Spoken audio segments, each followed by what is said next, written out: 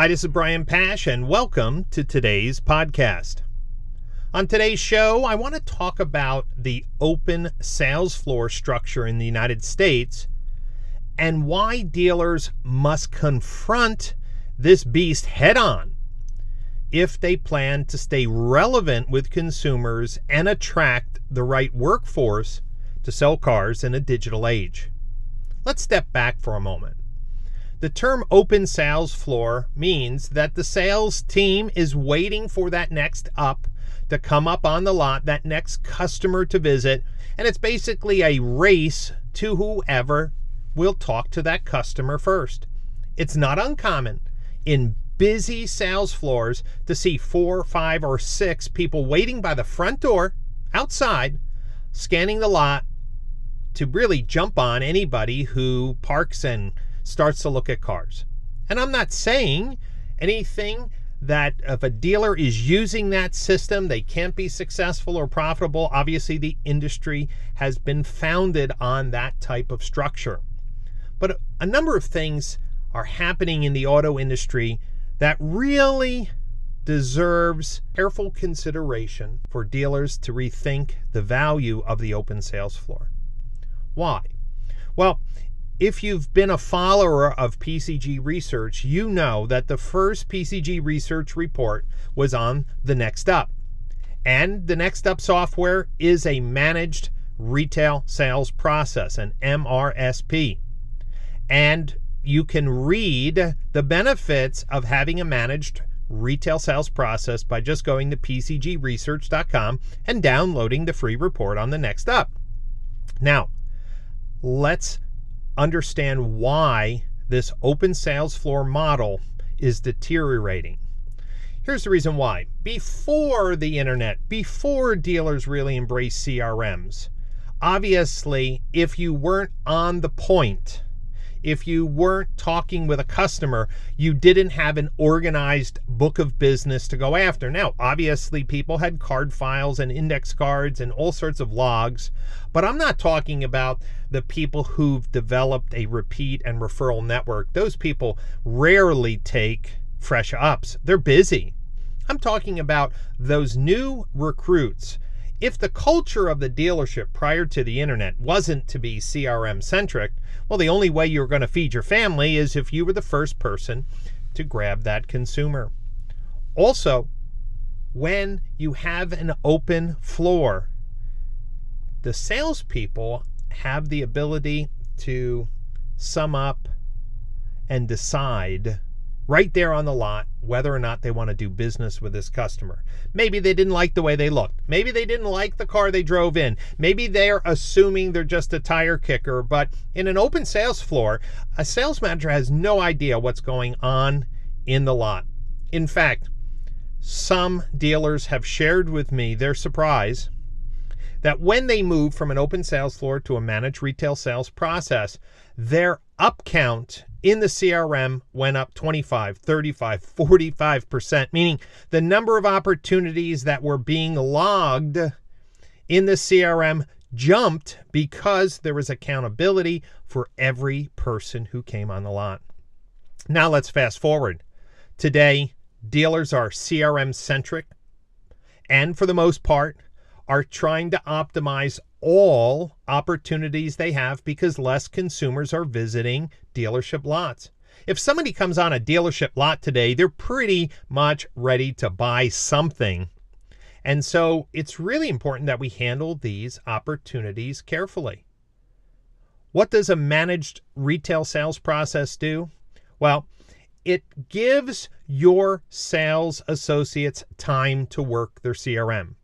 Instead of making your sales associates stand on the point and make them decide whether they feed their family today or develop that multi-million-dollar book of business contained in the CRM, well, you give them time allotted to be on the point. They are the next up.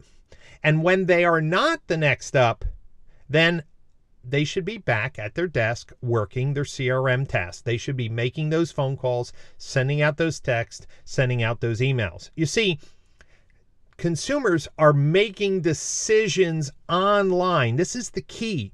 They're making a decision which dealership to visit based on the responsiveness of the dealer, the transparency of the dealer. The old days of just saying, come on in, come on in, come on in. Don't give a price. Don't quote a price. Well, those days are over. Today, dealers are understanding that consumers choose to reach out to a dealer because they have real questions. The price is online. You have so many third-party websites that are giving trade-in valuations and market price evaluations. So if they reach out to you via phone or text or chat or, via a lead form, man, you better be on those people. But if you have an open sales floor, if I had to feed my family, if I had an unexpected bill, you know that I'm going to push all those CRM tasks in the back burner and I'm going to stay on the point because I have to close. I have to generate some income for me and my family. But the sad part is it's in a fix. But the sad part is it's a very inefficient process. You see, you can't maximize your showroom opportunities if you're allowing your sales team to judge the people that come into the showroom. In a managed retail sales process, every up is logged in the CRM. Every opportunity is documented. And what happens? Well, guess what? People know that when they get that up, they're not going to get a shot and another up, maybe for an hour or 2 hours, depending on how busy the day is. So here's what they do. They take more time with each prospect. They work the deal better because they can't skate the person and push them out the door and wait and grab someone else who comes on the lot. So a managed retail sales process gives every customer who comes onto your lot the proper attention and focus. And then when that person is done with that customer, well, they can go back to their CRM tasks without worrying about losing their place in line. When their turn comes up again, they're notified and they move to the showroom floor and wait for the next up. For everyone who's listening to today's podcast, there are going to be some natural pushback the day you bring this up to your sales force. I just recently have been working with a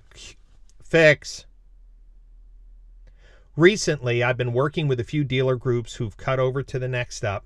And let me just say that for all the fears that the dealers had, even though it was painful, it was well worth the pain. Yes, you have people grumbling. Yes, you have some old veterans saying, no, that's not how I work.